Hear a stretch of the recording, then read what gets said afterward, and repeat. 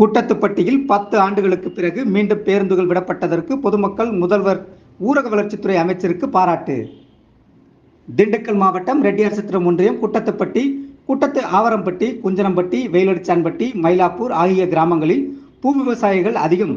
தங்கள் விளைபொருட்களை அருகில் உள்ள திண்டுக்கல்லுக்கு கொண்டு செல்ல பேருந்து வசதி இல்லாமல் அவதிப்பட்டனர்.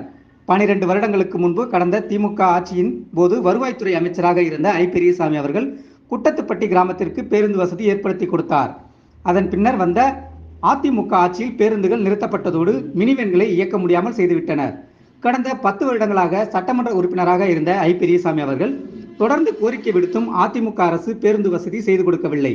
அதன் பின்னர் தற்போது மீண்டும் ஆட்சி வந்தவுடன் ஊரக வளர்ச்சித்துறை அமைச்சர் ஐ. பெரியசாமி அவர்களின் ஏற்பாட்டின்படி தற்போது புதிய பேருந்துகள் மீண்டும் குட்டத்துப்பட்டி வழித்தடத்தில் இயங்க ஆரம்பித்து விட்டன. வியாழக்கிழமை மாலை 5 மணியளவில் புதிய பேருந்து இயக்க விழாவிற்கு ஊர் பெரிய தனக்காரர்கள் தலைமை தாங்கினர்.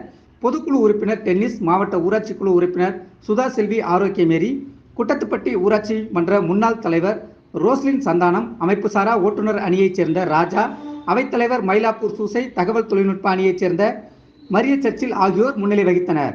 ஊர் பெரிய தனக்காரர்கள், பஸ் டெப்போவைச் சேர்ந்த செயலாளர் லியோ ரிச்சர்டு, பேருந்து ஓட்டுநர் ஆரோக்கியம், நடத்துனர் காளியப்பன் ஆகியோருக்கு சால்வை அணிவித்து வாழ்த்து தெரிவித்தனர்.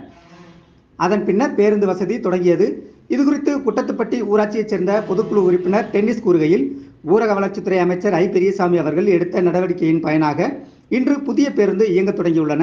எங்கள் ஊராட்சி கிராம மக்கள் மற்றும் பள்ளி மாணவர்கள், சமூக ஆர்வலர்கள் சார்பாக அமைச்சர் ஐ. பெரியசாமி அவர்களுக்கும் முதல்வருக்கும் எங்களுடைய மனமார்ந்த நன்றியை தெரிவித்துக் கொள்கிறோம் என்றனர்.